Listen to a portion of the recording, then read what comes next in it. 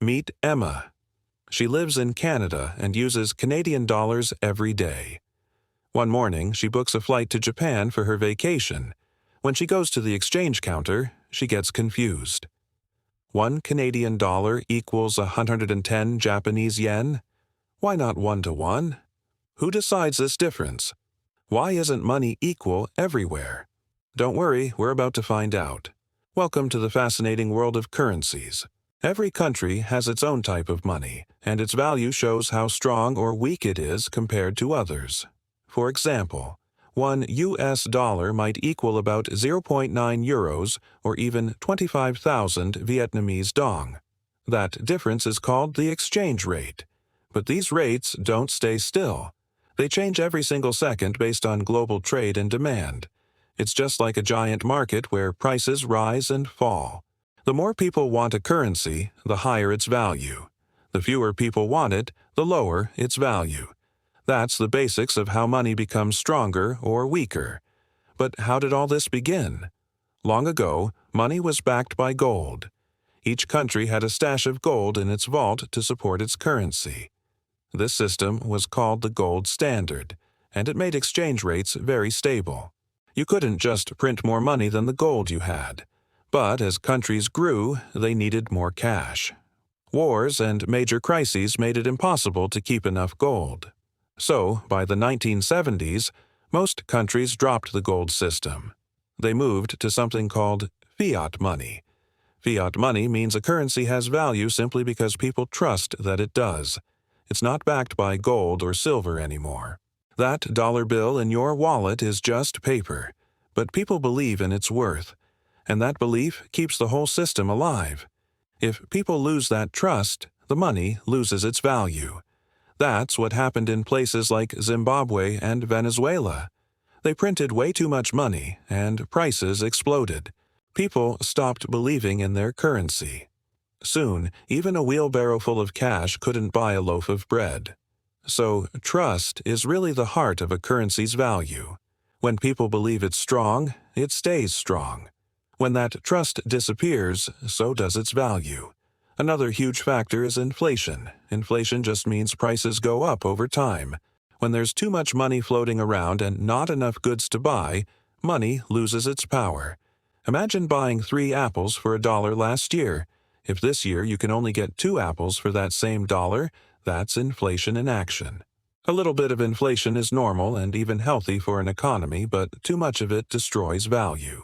That's why central banks around the world work so hard to control it. When inflation is low and stable, people trust the currency more. When inflation is high and unpredictable, they start looking for safer places to put their money, like foreign currencies.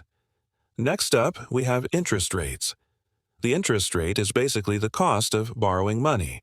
When a country has high interest rates, investors love it. Why? Because they get better returns on their investments there. So, they buy that country's currency to invest, and this increased demand drives up its value.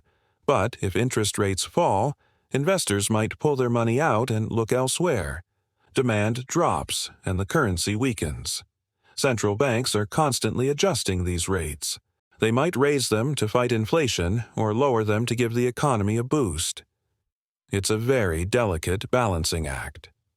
Of course, we can't talk about money without talking about trade. When a country exports a lot of goods, other nations need its currency to pay for them. This creates demand and strengthens the currency. Think about Japan, which exports cars, electronics, and technology all over the world. Buyers need Japanese yen to complete those purchases, and that demand helps keep the yen valuable. On the other hand, if a country imports way more than it exports, it has to spend more foreign currency. Over time, this can weaken its own money. That's why you often hear about the trade balance. Countries generally try to export more than they import. Some are even accused of making their currency weaker on purpose. A cheaper currency makes a country's products cheaper for foreigners to buy, which can lead to more exports. But it's not all about economics. Politics matter a lot. Investors love peace and stability. If a country is facing political chaos or war, investors get nervous and run for the exits. They sell that country's currency as fast as they can, which pushes its value down even further. On the flip side, countries with strong, stable governments attract money. A good reputation for safety and discipline makes a currency stronger. That's one reason why the Swiss franc and the Singapore dollar are considered so stable and reliable. Now, some countries don't want the headache of all these ups and downs, so they decide to peg their currency to another, more stable one, usually the US dollar. For example, the Hong Kong dollar is tied directly to the US dollar. This keeps their exchange rate very stable and predictable. But there's a catch. If the US dollar falls, the Hong Kong dollar falls with it. So that stability comes with a degree of dependence on another country's economy. At this point, you might be wondering, why not just have one single world currency? It sounds simple, right? But it would be incredibly risky. One country's economic mistake could drag everyone else down with it. Having different currencies with different values allows each nation to manage its own economic destiny. So, the next time you see exchange rates flashing on a screen, remember, it's not magic. It's a complex dance of the world's trust, trade, and politics all coming together to decide the price of money. Thanks for watching, and don't forget to like and subscribe for more amazing explanations.